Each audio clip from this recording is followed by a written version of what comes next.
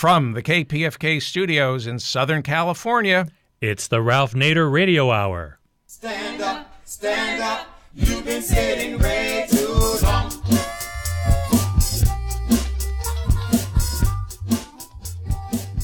Welcome to the Ralph Nader Radio Hour. My name is Steve Scrovan, along with David Feldman and the man of the hour, Ralph Nader. Today on the show, we're going to talk to Dr. Michael Coram, who heads the Health Research Group at Public Citizen, and is going to talk to us about drugs.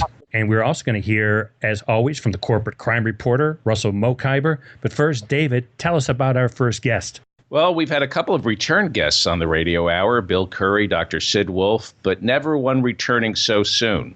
Harvey Wasserman joined us a couple of weeks back to talk about the insanity of nuclear power. This week he returns to tell us about the people out there who are trying to steal our elections. He and co-author Bob Fitrakis have written 5 books on election protection. Welcome back, Harvey Wasserman. Well, it's great to be back with you, although it's not a happy topic. Thank you very much for coming on again, Harvey. One of your major areas of concerns over many years, and I mean many years, listeners, he's even written a People's History of the United States, was the way election vote counting has been affected by electronic voting, the voting machines that are widespread all over the country. And in Canada, they have a printed ballot still. They know how to put voting machines in, but they don't think they're reliable. So they have a printed ballot, and by 11 o'clock at night in this gigantic country, everybody knows who won and who didn't, and it's verifiable.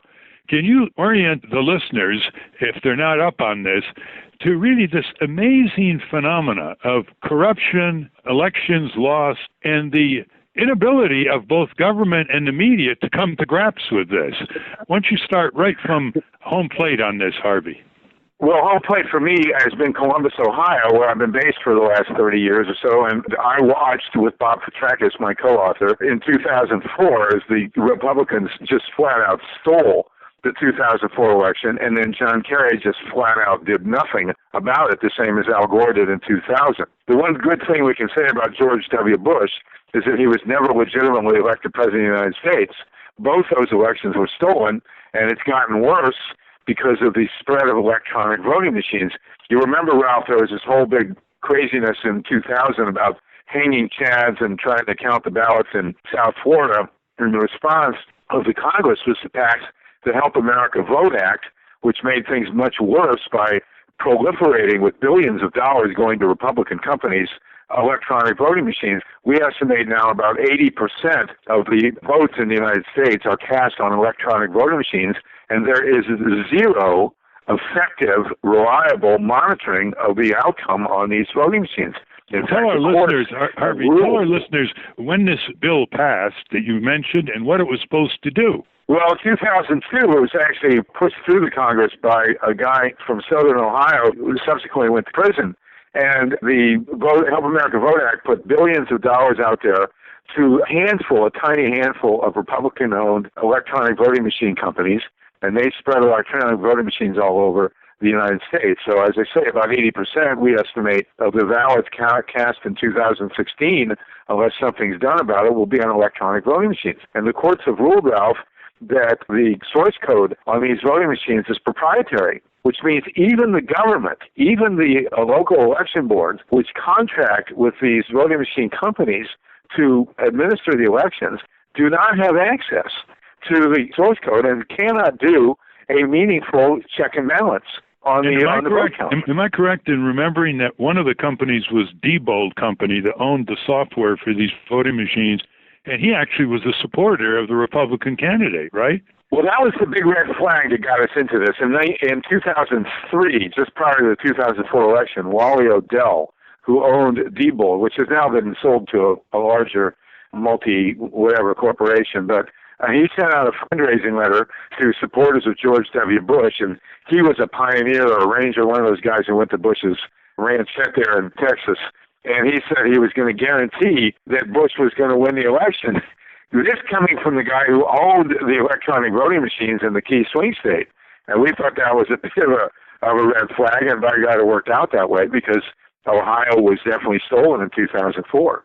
All right, let's steer it this way. The average voter goes into the voting booth, if they don't vote absentee.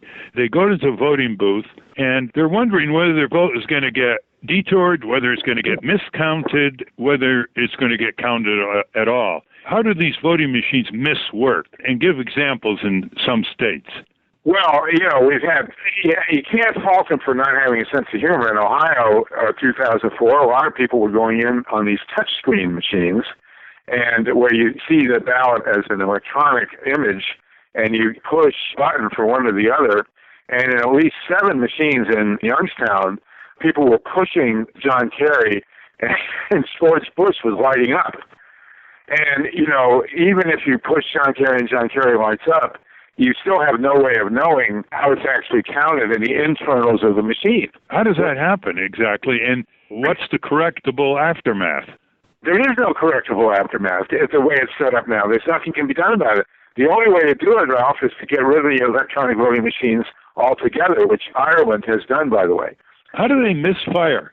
You just gave an example. How does it misfire? Is it deliberate? Is it in the software? Use a software glitch, innocent screw-up? Or is it deliberate? All the above. I mean, you could be kind and say that there were glitches in the machine that were unintentional, but we don't believe that. When you have a governor and a secretary of state in a state who are from the same party, you have absolutely no recourse whatsoever.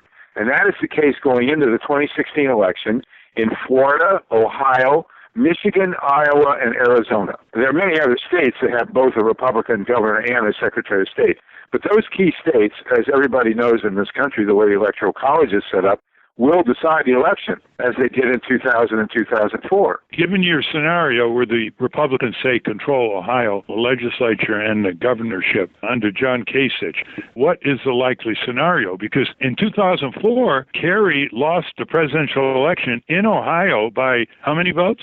118,000 was the official. And here's what happened, Ralph. And we have a chart. We wrote a book called How the GOP Stole America's 2004 Election. It's really just a handbook. And we're doing another one, by the way. It's called Electronic Election Theft and the Selection of 2016, because we don't believe that the popular vote will decide the election of 2016. We believe it's going to be done electronically. And we think basically the Republicans have it locked up at this point in time because the Democrats aren't doing anything about it. Not that they're the Democrats that we're fighting for, but nonetheless, it's the reality of our electronic system. Because unlike other countries, we have this ridiculous electoral college, winner-take-all system. That's why it all comes down to 2 states, for example, Florida and Ohio. But what if one of our listeners now is pondering this problem and they're saying, look, why aren't the Democrats, who seem to be on the losing end of this electronic voting machine situation you described, why aren't they up in arms in this? Why aren't they investigating? Why aren't they saying we should have these machines? They're procurement bonanzas for politicians and vendors, and that's a whole other story of corruption. But why are we having these? Why aren't they up in the high dungeon on this? That's what I would ask if I was a listener. Well, I think if you or I were able to explain the psychology of the Democratic Party, we'd get the Nobel Prize. I don't get it myself. I did notice when Emanuel was challenged from the left in Chicago, the Democrats did have their own luxury of rigging the machines. I'm not convinced Rahm Emanuel was actually reelected in Chicago. And so I think part of it is the Democrats probably want to reserve their own ability to steal elections when they have to. You also have to remember, Ralph, that this is a gang-up strategy. Okay, the Republicans are on top now. They're stealing the elections from the Democrats, but the long run is that both of them want to be able to steal the elections from third-party challengers. And I want to give you one example, which I love. Eugene V. Debs, the great socialist, who was never credited with more than 1 million votes, but I know as a historian he was more popular than Teddy Roosevelt or Woodrow Wilson or any of the other mainstream candidates. They never gave him anywhere near the vote count that he deserved. And in 1916, he did not run for president. He ran for Congress from his hometown of Terre Haute. And surrounded by people who adored him. He was just loved by everyone. He had a big family in Terre Haute. His vote count for the Congress of the United States in Terre Haute in 1916 was 0. So, you have to project it out to the Democrats and Republicans having a joint interest in this. However, I can't explain it. If you can tell me why Al Gore won by 500,000 votes in 2000 and then clearly won in Florida but let the election be stolen, And then John Kerry, we figured John Kerry won by about 1.5 million nationwide in 2004, but that was clearly stolen, and he was briefed on this. In fact, he mentioned in one interview that he couldn't figure out why in New Mexico, where he had very strong support, he lost every precinct that had an electronic voting machine. But then he didn't make the connection that he lost the election. Neither of these guys have said a word, Ralph. Okay, listen, Harvey, let's accept your premise that both parties have an interest in the advantage depending on who controls the city machines, the state government, etc. But what isn't explained is that when Kerry and Gore were told on election eve, or with Gore it was later in terms of the so-called recount in Florida, that they were going to lose, and they had the kind of information that you had about how the election was being stolen in one or two of these states, Florida and Ohio, why did they give in? John Edwards wanted to fight it. Was it based on your kind of information in Ohio? But he was overruled by his presidential candidate, John Kerry, in 2004. Now, that's massive self-interest. Gore and Kerry wanted to be president, but they rolled over like an earthworm. Right, because it wasn't worth it to them to uproot the system. You know, they wanted to be president, but these guys are both multimillionaires. In the long run, you know, they could go home and go windsurfing like Kerry did immediately after conceding the election. You know, we have friends here in Columbus who work for Kerry. We told them what happened on election night. Kerry was briefed the following morning and conceded at 1 o'clock in the afternoon. And, you know, we were stunned. We were told by people here in the Democratic Party that they were going to work with us. They wanted our stuff. They had a $7 million fund that was supposed to stand up to things like this. Kerry had the money, earmarked for exactly this, and they did nothing. What about the good old American trait of sour grapes? Do you think that they didn't want to be accused of sour grapes if they ever wanted to make another try for the presidency? You remember that Nixon exit, which was congealed sour grapes as he waved away and beat away the press, and you won't have Dick Nixon to beat around anymore. People thought he was finished, but he came back a few years later and won the election. But what about the sour grape syndrome, wanting to leave the door open for a second try, so don't fight the rigged election results in 2004? What about that? I think that basically these guys are more committed to corporate stability than they are to grassroots democracy. That's the bottom line. I think they were told that if they challenged this too heavily, they would destabilize the system, and they would put themselves in jeopardy, and they weren't willing to do it. Either one of them, Gore or Kerry. It's unconscionable what they did, because our democracy has gone straight downhill since then. Harvey, we believe, Ralph, working with Greg Palast, the great investigative journalist, we are dead certain that 3 of the U.S. Senate races in 2014 were stolen. Which ones? There's no way that Kay Hagan in North Carolina, very clearly, and I don't remember the other 2. I'm sorry, but I also believe that the governor's race in Florida was stolen. I don't believe there's any way that Rick Scott beat Charlie Crist in Florida, and he didn't say anything either. That was a widely criticized election because he was foredoomed to lose that. Rick Scott, the sitting governor, suddenly came out ahead. Of course, he controlled the machinery, the electoral machinery, the Secretary of State, exactly. All that. Now, let me push you a little harder on this. Harvey, you're a great investigative reporter, but you're not the only investigative reporter. You and I can name dozen terrific investigative reporters. Jeff Gerth, for example. Cy Hirsch, for example. How come none of them picked up what your findings were? How come no one like ProPublica, you can't accuse them of being toadies, Center for Public Integrity, full of investigative reporters, they'd love to get the Pulitzer Prize on this. Why aren't they on top of it? That's what I keep asking when I read your findings in your books on stolen elections by a voting machine, electronic voting. Go ahead. Well, we have now, there's a huge resistance to this story because it cuts to the core of American, the alleged American democracy. Bob Petrakis and I, my co-author, were both individually, separately, thrown off of Daily Kos when we reported on this. I wrote a piece, there were reasons Bob couldn't sign it, I wrote a piece suggesting that it might not be a good idea for Mitt Romney to have a financial interest in the electronic voting machines in Cincinnati in the 2012 election. This probably wasn't a good idea. that the Republican candidate for president should not be a part owner in one of the companies that has a financial interest in the electronic machines that were going to count the votes in Hamilton County in southern Ohio, which might well turn the election. And I published this piece. I had over 150 posts at Daily Kos, most of them about nuclear power, of course. But this one, they threw me off. Daily Kos will not publish my stuff. That doesn't argue against my question. My question is, Jeff Gerth, Cy Hirsch, ProPublica, Center for Public Integrity, anyone. I mean, Common Cause would love to do this. There are a lot of people. The question I have, and I'm pressing you, Harvey, because I really believe, and I've experienced this, there are a lot of votes that aren't counted. And the Florida investigation after 2000, they showed that people were coming in these counties voting for Gore, and it was registering for George W. Bush.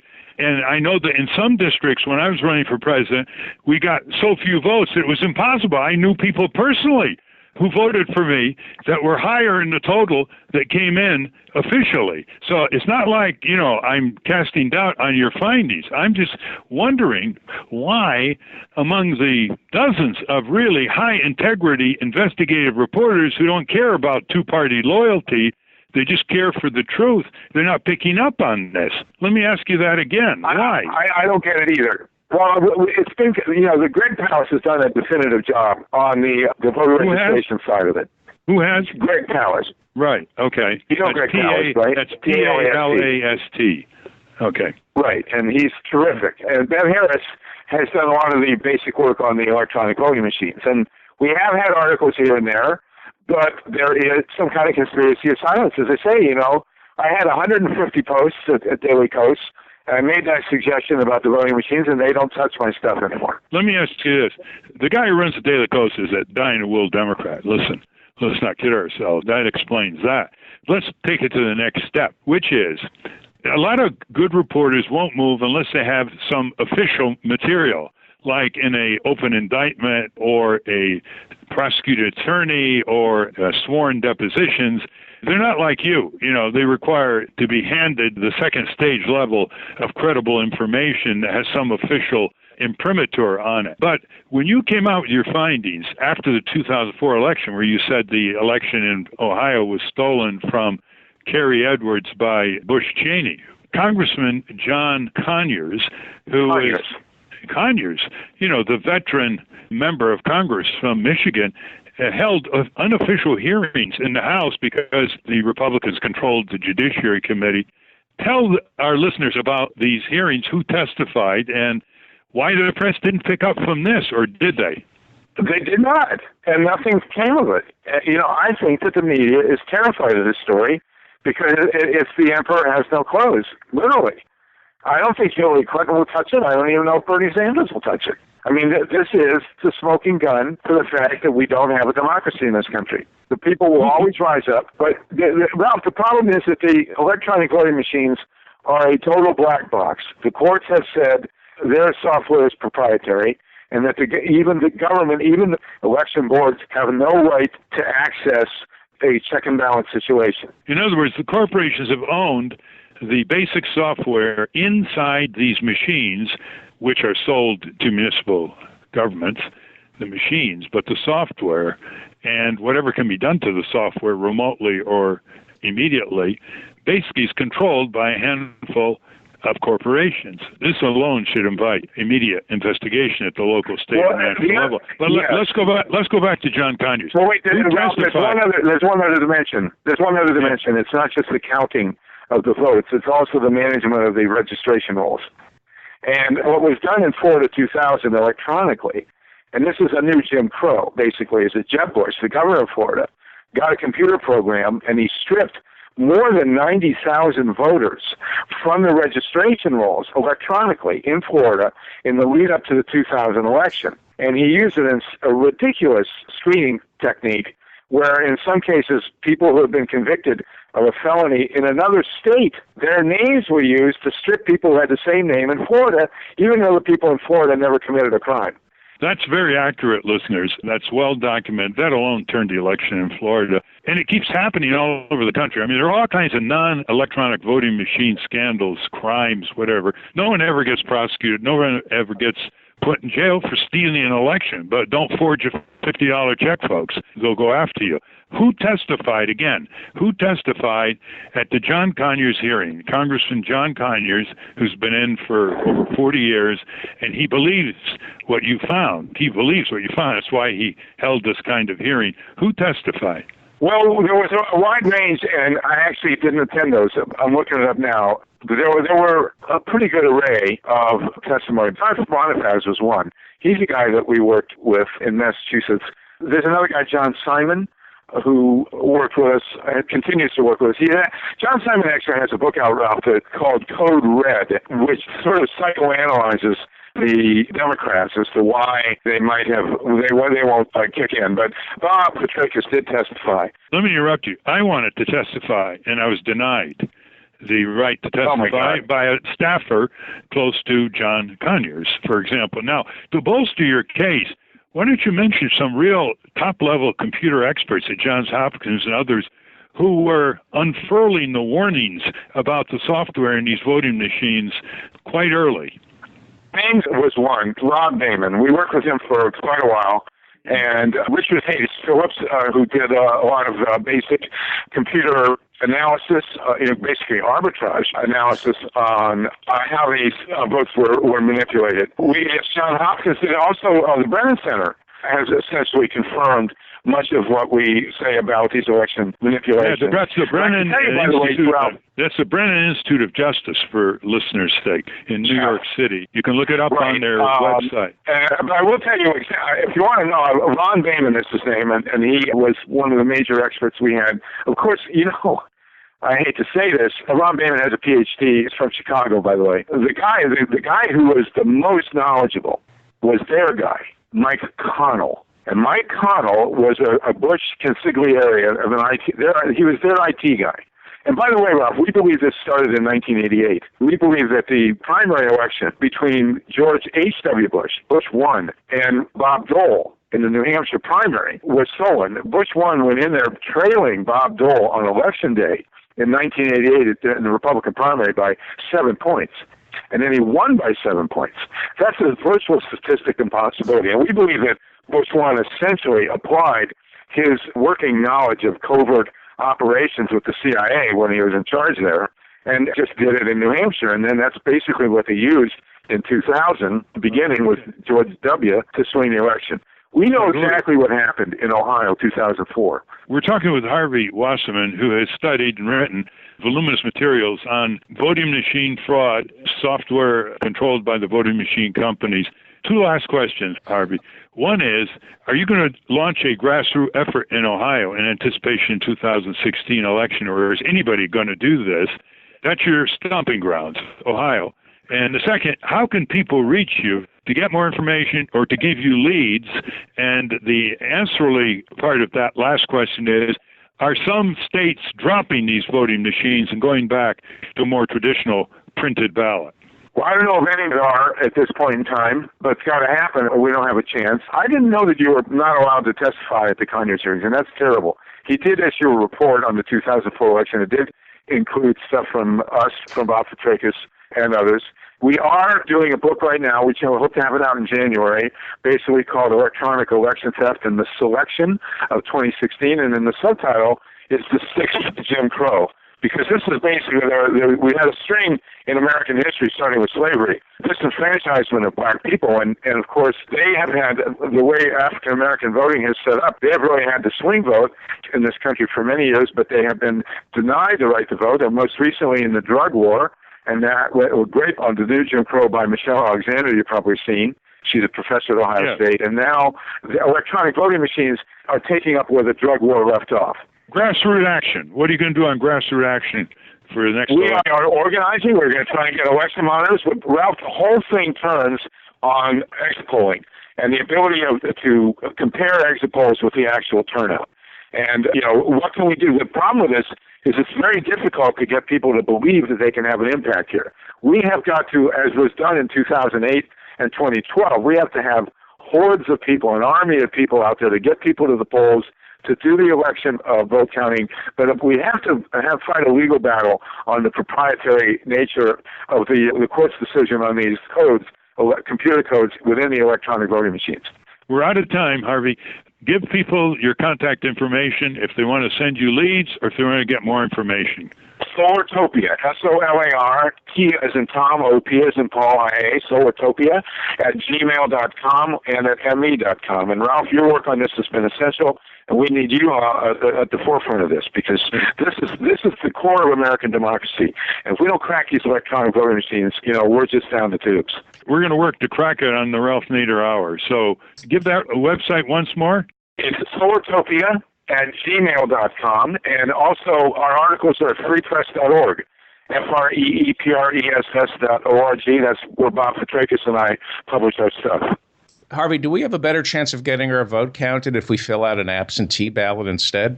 You might. In fact, that's what I've done here in Ohio, but they denied me an absentee ballot, even though I voted in the same place for 25 years, and that wound up being a federal lawsuit. So you should get an absentee ballot. It's a better idea, but you're still not guaranteed they're going to count it. Okay. Thank you very much, Harvey Wasserman. Ralph, thank you for having me on. We've been talking to journalist, activist, and radio host Harvey Wasserman. Go to solartopia@gmail.com to reach him, or freepress.org to find out more about Harvey's work. When the Voting Rights Act of 65 was being pushed through by landslide Lyndon, was there any talk of vote counting? Was it because Lyndon Johnson was so... Yeah, this is all a huge miasma. That's why we have to get more people on it from different angles. I'm glad you asked that question. I was going to ask that question on absentee because the numbers of absentee ballots is exploding, It's like 30% now. In Oregon, it's 100%. I would think that people would question, okay, it's voter theft when the Republicans win, but not in 2008, 2012 when the Democrats won? Yeah, I don't know. I mean, let me tell you, this is like a huge multi-tier problem, and I'm going to try to get some of the people I mentioned on the show involved. Part of the reason why these good reporters don't go into it, like it's a nightmare, like it'll take a year. You know what I mean? Yeah. Because there's no prosecuting attorneys. There's no open court evidence deposition. See, so that's what dissuades them. Yeah. I remember in 2004, I was working for Bill Maher, and we got a conference call. We got in on a conference call with Frank Luntz telling us that Kerry won. We got the morning call, all the exit polls. You're right. It was just accepted. Yeah, I had a press conference at 4 o'clock in Washington saying, welcome to President Kerry. Oh, yeah, no, Harvey's right. He is absolutely right. And I remember they always focus on Ohio, but this is the first time that I heard that Kerry won the popular vote as well. Yeah, he lost by 3 million, which is incredible, given what people were saying on Election Day, looking at the exit polls. This is a cataclysmic issue, I'm telling you. And the focus became the next day, how did the pollsters get it wrong? Nobody said, how did all the pollsters? They all said, well, there's a problem with how we conduct our exit polls, obviously. Yeah, they're not machine polls. You don't have a machine facing you after you vote and you leave the precinct. You're listening to the Ralph Nader Radio Hour. We're going to hear from corporate crime reporter Russell Mokhiber.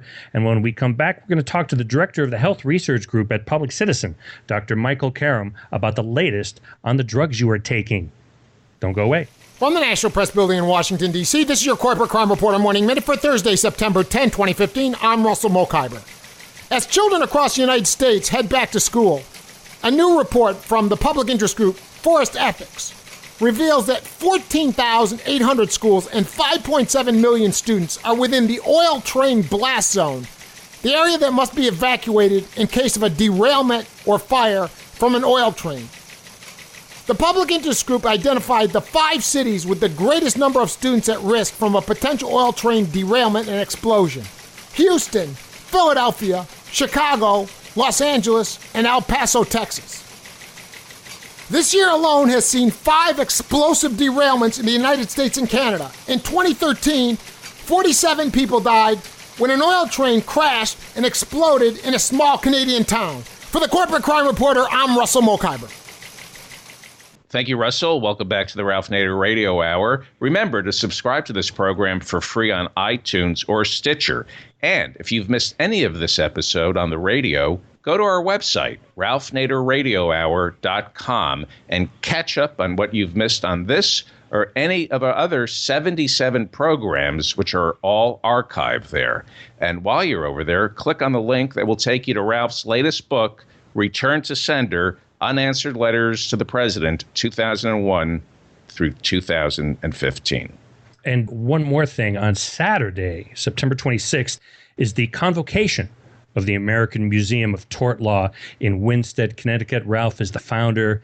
And Ralph, I have to say, in the promotional materials, I went on the website, and it says, and I quote, "You'll be among our founders, professors, judges, leading trial attorneys, former plaintiffs, former jurors, federal, state, and local officials, and law school deans." And then it also says in another bullet point, it says, "We have a Corvair, you can touch it." So if you want to touch Ralph's Corvair, go to the opening of the American Museum of Tort Law in Winstead, Connecticut. You'll flip over it. You'll flip over it. That's right. Sorry. Actually, we don't want anybody to touch it. Well, you better talk to your website. Yeah, that's just been dropped today. That's just been dropped. The touching part has been, that was irrational exuberance. Okay. All right. So this is my message to everybody out there. Do not touch Ralph's Corvair under any circumstances. But you can go to RSVP to tortmuseum.org. I know, David, you're going to be there. Yes. So I pitched the slogan, the advertising campaign. Fasten your seatbelts, everybody. And Ralph just rolled his eyes and, okay, sorry. Sorry, Ralph. Sorry. Tell us about our next guest. Dr. Michael Coram took over for Dr. Sidney Wolfe as the director of Public Citizen's Health Research Group in 2011. Dr. Carome is an expert on issues of drug and medical device safety, pharmacy compounding, Food and Drug Administration oversight, healthcare policy, and the protection of human research subjects. He has been quoted in publications such as the New York Times, the Washington Post, British Medical Journal, Science, the Chronicle of Higher Education, and has appeared on National Public Radio's Diane Rehm Show and NBC Nightly News. Welcome, Dr. Michael Coram. Thank you for having me. Yes, welcome indeed, Dr. Carome. I first want to start with the study that the Health Research Group put out recently on comparative prices of medicines between our country and other countries. Before we get into the skyrocketing prices of these new drugs and the huge toll paid by the American people for adverse effects of drugs, over-medication, and antibiotic resistance. Can we start first with your report on comparative drug pricing? Certainly. Obviously, there's growing outrage throughout the country about the rising cost of drugs. And we, in conjunction with researchers at Carleton University in Canada, several weeks ago issued a report that looked at the prices paid by Medicare beneficiaries, Medicare patients, under the Part D drug plans, which have been in effect since 2006. And we showed that in comparison to 31 other industrialized countries, we pay significantly more under the Medicare Part D plan than any other country. Medicare D also pays more in comparison to drugs that people pay when they're receiving drug payments under Medicaid and by the Veterans Health Administration. And a primary reason why Medicare patients are paying so much for their prescription drugs is that the current federal law prohibits our government from negotiating drug prices under these plans. And if Medicare had that authority, it would save on an annual basis between $15 and $16 billion a year, and those savings would obviously be passed on to patients. And this is a real problem because there are Medicare patients who are not taking their drugs as prescribed. They're rationing them, they're not filling prescriptions, or they're not taking the full dose as prescribed in some cases because they just can't afford these medicines. And tell our listeners what some of these prices are, especially for the new drugs that are coming out. Well, some of the most new drugs that sometimes referred to as specialty drugs are just off the charts. So recently there have been 2 very new drugs approved for lowering cholesterol. And I will note that our health research group opposed FDA approval of those drugs, but they were approved. And the companies are going to be charging patients on the order of $14,000 a year for courses of therapy for these drugs. And once you're on medicines to lower cholesterol, you're generally on them for the rest of your life. So this is just remarkable expenses.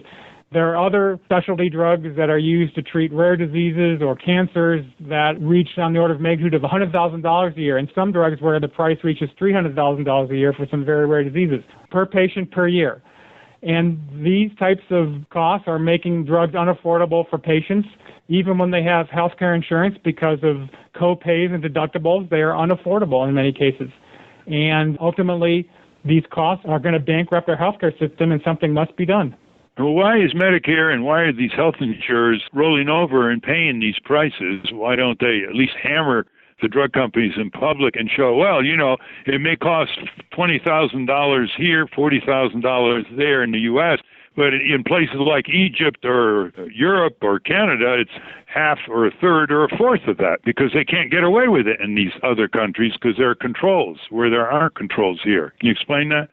Well, there are a variety of complex factors that play a role. Unfortunately, the pharmaceutical industry is one of the biggest lobbyists of Congress, and that has resulted in many laws and policies that are most favorable to the interests of the pharmaceutical industry, but not to the interests of patients. So there are laws that give monopolies and extended patents, and that result in unacceptably elevations in pricing that just don't occur in other countries where the laws are different, where the government has price controls, where the government has authority to say, well, we're not going to pay for this drug. In particular, some of these drugs many times don't even offer benefits that justify even close to the costs that are being charged by these companies. Again, for Medicare patients, there's an explicit law that says Medicare may not negotiate prices on behalf of the Medicare beneficiaries under these drug plans. And that is a limit that most other major industrial countries, they're not under those limits under the laws of those countries. And by internal comparison, the Veterans Administration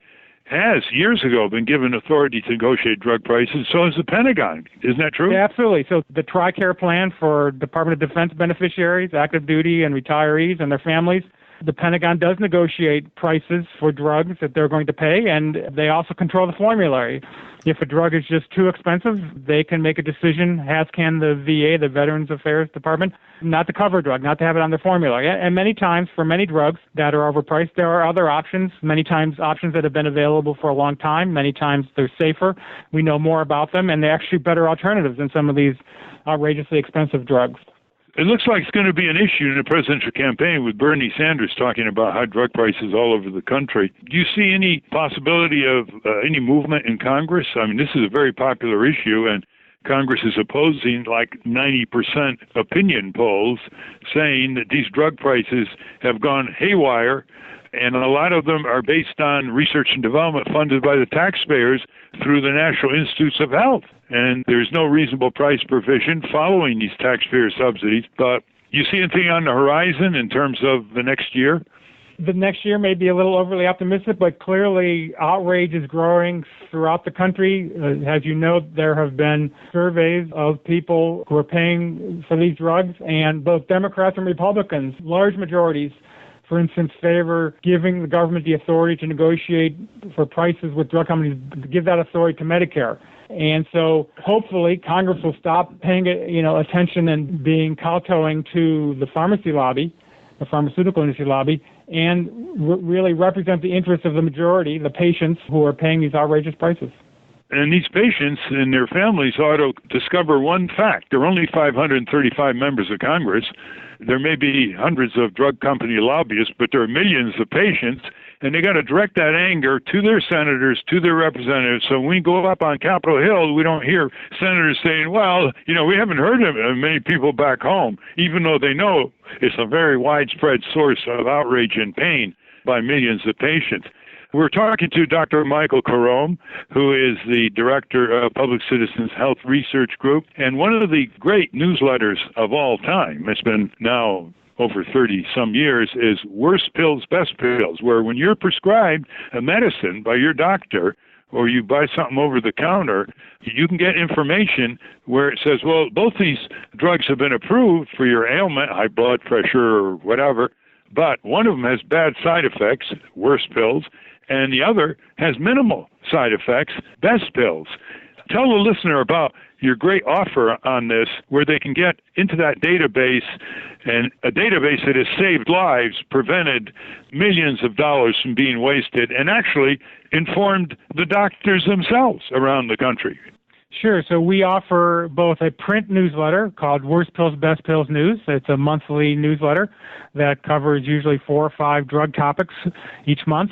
And then we have an online website called worstpills.org, and that includes access to all the newsletters, Worst Pills, Best News newsletters that we've had for years, as well as a database of information on hundreds of drugs, and it includes our independent assessment of drugs, and we identify drugs in various categories. There's a category of drugs that we label as do not use. We recommend under no circumstances, because of the risks of these drugs are not outweighed by their benefits, that people never use these drugs. And then there's another category that we identify as limited use drugs, which are drugs that do have, for certain patients, benefits that do outweigh risks, but they need to be used with caution. And then there are other drugs for which we don't place any such limits on their use, as long as they're used within the approved indications. People who would like to get information on how to subscribe either to the online version or to the print newsletter or to both can just go to worstpills.org. And on that homepage, there's a button that says subscription information or subscribe now, and you can see how to subscribe either to one or both. Excellent. It's one of the best bargains in consumer literature. By the way, with all the quackery out there, listeners, the superb level of accuracy that Dr. Wolf and Dr. Carome bring to this borders on the spectacular. And you can rely on this information and being put up to date if something changes, new tests, new medical journal findings, they're all incorporated. What impresses me is how many doctors don't have this information. And so patient goes to a doctor looks over the patient, prescribes the drug. Well, if you've got this information back home, you can say, wait a minute, doctor, this drug should not be prescribed because it has gastrointestinal bleeding consequences, even though it was approved by the FDA. This drug is better. And as you heard, listeners, Health Research Group does not hesitate, recommended the banning of drugs. Give them some brand names of the drugs that you have under your category. Under no condition should you use these drugs, even though they're approved for use. Sure. Let me give a couple of recent examples. Some of these drugs you'll see advertised on TV while you're watching news or sporting events. So one example is the diabetes drug called liraglutide. It's sold under the brand name Victoza, and it is approved for treating type 2 diabetes, which is the most common type of diabetes seen in adults. And we actually petitioned the FDA to have this drug come off the market because it has serious risks, including the risk of pancreatitis, thyroid cancer, and other serious problems. Unfortunately, the FDA rejected our petition, so this remains for us a strongly do not use drug, which no one should use because there are many other diabetes drugs that are far safer. We know a lot more about them because they've been on the market for decades. That's one example. Another is the drug called Meridia or sibutramine, which was on the market for years as a weight loss drug. And we had warned readers of our newsletter for decades, not to use this drug because it increases the risk of heart disease. We petitioned, so with a do not use drug for many years on our website and in our newsletter. And we petitioned to get it off the market, and finally it did come off the market just a couple of years ago. So those are just a couple of examples where we have identified drugs that people should not use, and in some cases the drugs that we do designate as such do come off the market eventually through our efforts. Yes, eventually. There was one that took over 30 years for Health Research Group, and you and Dr. Sidney Wolf. It was Darvocet, the famous big-selling pain reliever. Is that the name of it? That's right. Darvon was its brand name. Propoxyphene was its generic name. But yes, we actually first petition had that come off the market in the late 1970s, and it finally came off the market more than 3 decades later. And as Dr. Sidney Wolf said, after thousands of deaths in this country and elsewhere, thousands of preventable deaths, getting into the casualty toll from these bad drugs or bad combinations of drugs or over-medication, what is your best estimate in Category 1, adverse effects of drugs on Americans on an average year? How many of them are estimated by medical studies and journals to die? Sure. The best estimates actually came out in the late 1990s, and the numbers still are probably higher today because there are so many more drugs being used and so many more people using them as the patient population ages. But it was estimated back in the 1990s that annually there were 2 million adverse drug reactions. And of those, it was estimated 100,000 people died from their adverse drug reaction per year. More recent estimates suggest it's probably 4 times higher than that now, in the order of perhaps 400,000 people a year. And so it's really, adverse drug reactions are one of the leading causes of death in this country. It's on the order of between the fourth and sixth most common reason for death in this country. And adverse drug reaction in terms of medical care, hospitalization, lost wages is on the order of probably $136 billion or more dollars per year. How tragic, isn't it, that the industry is supposed to save lives, the drug companies are putting out drugs in their rage for profits that are killing 400,000 people a year in the United States. That's almost as many Americans as died in World War II, and that's just in 1 year, and there's no electoral campaign controversy about this. There's hardly any congressional hearings about this. The New York Times reports it once in a while, the Wall Street Journal, the Washington Post, and it just falls on deaf ears because it comes from corporate greed and negligence, unlike, for example, street crime. So we have this situation also in another category, Dr. Carome, which is antibiotic resistance, and I want you to give the estimates of that. That is overuse of antibiotics. People walk to their doctor, oh, I got a cold. The doctor doesn't distinguish between a viral cold, so to speak, and a bacteria, and prescribes an antibiotic for viral colds, which is useless. What are the estimates of deaths there? You know, the main problem with antibiotic overuse is the problem of antibiotic resistance. And that is just something that's, anytime an antibiotic is made and introduced into practice, eventually resistance to that antibiotic is going to develop in the germs, the bacteria it's intended to kill, and the disease is supposed to treat. And in 2013, the Centers for Disease Control and Prevention, or the CDC, they issued a very important report highlighting the scope of the antibiotic resistance problem. And they estimated that each year more than 2 million people in this country develop infections that are caused by bacteria resistant to one or more antibiotics. So that's sort of the scope of antibiotics. It's a growing problem. And of those, they estimated that annually approximately 23,000 people die from infections caused by antibiotic-resistant bacteria. This is a growing problem, and the problem of antibiotic resistance is promoted by overuse and misuse of antibiotics, both in patients and in agriculture, in raising animals for food. The problem continues to grow, and industry, the pharmaceutical industry, their response has been, well, what we need to do is loosen the standards for FDA to approve new antibiotics. That's their proposed solution. And although there is a need to develop appropriately new antibiotics, their proposal would lower the standards for developing new antibiotics, and it's something we strongly oppose. So what we need to control this problem is a multi-pronged approach, and one of the most important parts of that for doctors, not to misprescribe antibiotics. So you note that for people who get colds and sore throats, most of those are caused by viruses. But in at least 50% of the cases, doctors go ahead and prescribe an antibiotic for a virus, and antibiotics do not treat viruses. And then even when there is an infection caused by bacteria that may be responsive to an antibiotic, for example, strep throat, too often doctors prescribe the wrong antibiotics. They prescribe an antibiotic that's too powerful and covers too many bacteria other than one that narrowly targets the strep bacteria that causes strep throat.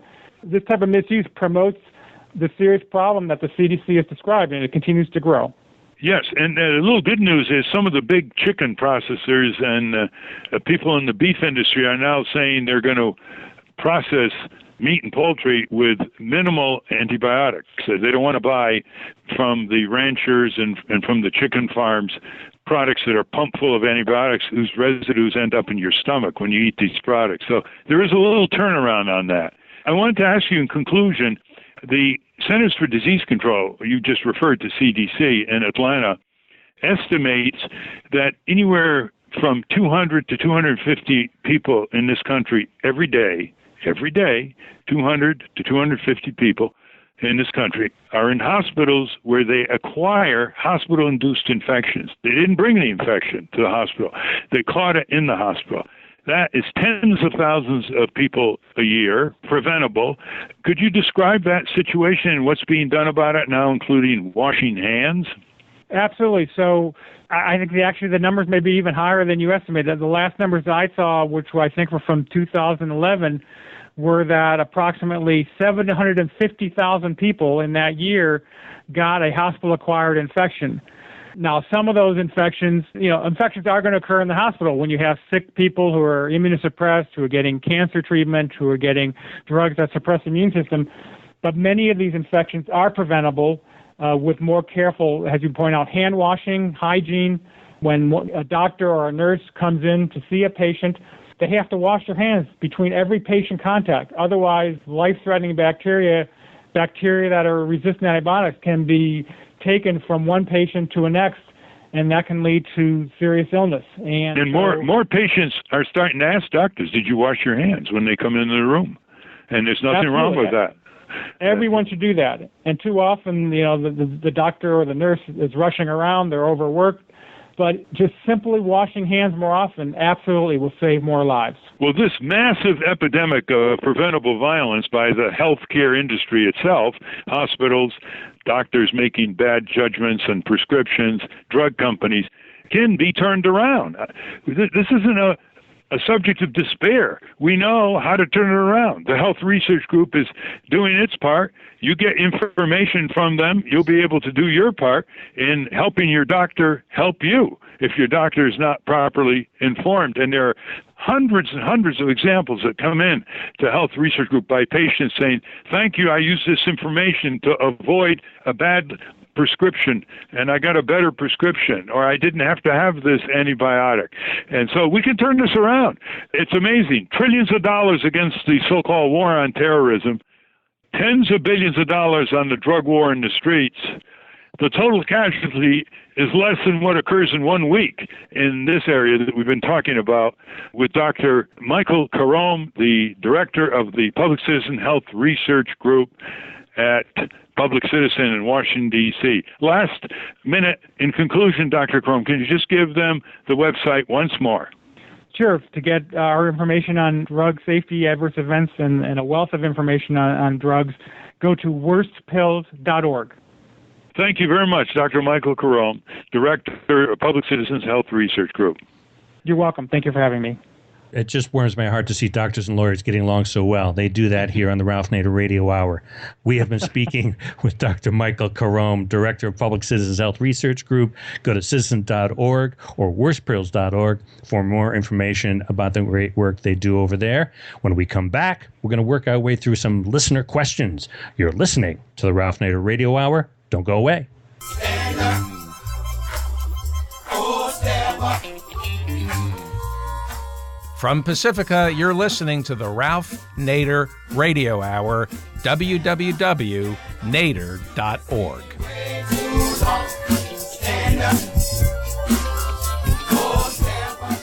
Welcome back to the Ralph Nader Radio Hour. I'm Steve Skrovan, along with David Feldman, and we're going to go through some of your questions. There was, Ralph, something in the news this week. This is not a question from a listener, but Jeff Smizek, who we've talked about on this show, the CEO of United Airlines, resigned this week under a cloud. What do you know about that? What can you tell us about that?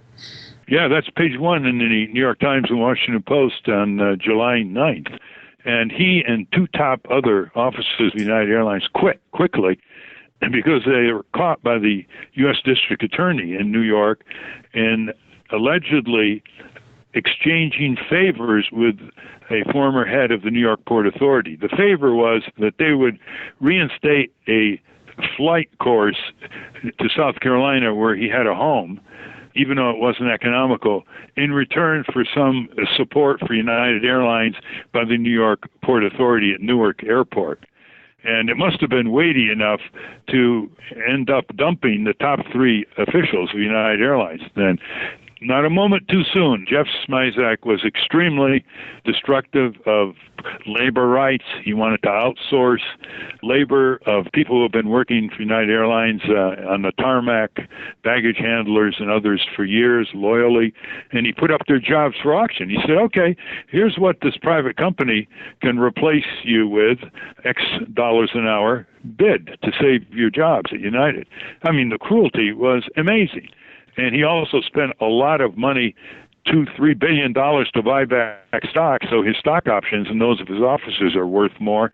even though it doesn't produce a single job, it's like burning money, stock buybacks. He could have devoted those billions to restoring the wages of his employees, improving their pensions, or improving the productivity of service, which is fairly lousy, according to many consumer complaints of passengers who take United Airlines aircraft.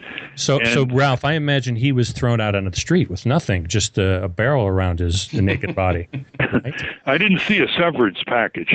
I think it might have been, and we'll know more about it in the following days, it might have been a precursor to a copying a plea, because they had the goods on them. Yeah. Now, the new CEO is Oscar Munoz, who has a much better reputation, being customer-friendly, as the phrase goes, and to being good to workers. So I think this is good news all around. Brendan Davison writes, Ralph, what do you think about Pope Francis's encyclical on climate change? Very heartening.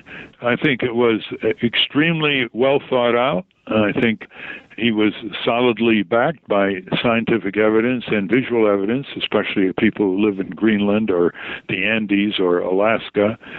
But I appreciated it even more because it basically was an encyclical that said, the planet is not for sale. Commercialism, multinational corporations, everything's for sale. You know, education is for sale. The environment is for sale. The elections are for sale. Politicians are for sale. Our government is for sale. Our genetic inheritance is for sale. Our jungles are for sale. And he basically introduced a very powerful spiritual argument that renders the crash commercialism in its proper rancid context. And I think that encyclical will be quoted everywhere. It will give heart to the Paris talks in December on climate change, where dozens of countries will be. And I think it will increase the receptivity to the Pope's visit later in September in Washington, Philadelphia, and New York City. Well, very good. That's our show. Thanks again to our guest, Harvey Wasserman. Go to freepress.org for more on his election protection work. And Dr. Michael Coram, go to citizen.org for more information on the great work he does over there. Go to nader.org for Ralph's weekly blog. For more of Russell Mokhiber, go to corporatecrimereporter.com. And if you have missed any of this or any of our other episodes, go to ralphnaderradiohour.com. Our producers are Jimmy Lee Wirt and Matthew Marin. I'm Steve Scrovan. Say goodbye, David. Goodbye. And goodbye, our good listeners. Spread the word. Get on more radio stations. Spread the podcasts. Action can follow knowledge, and you'll be surprised how easy it is to change situations that are bad for our country and our people. Stand up, you've been sitting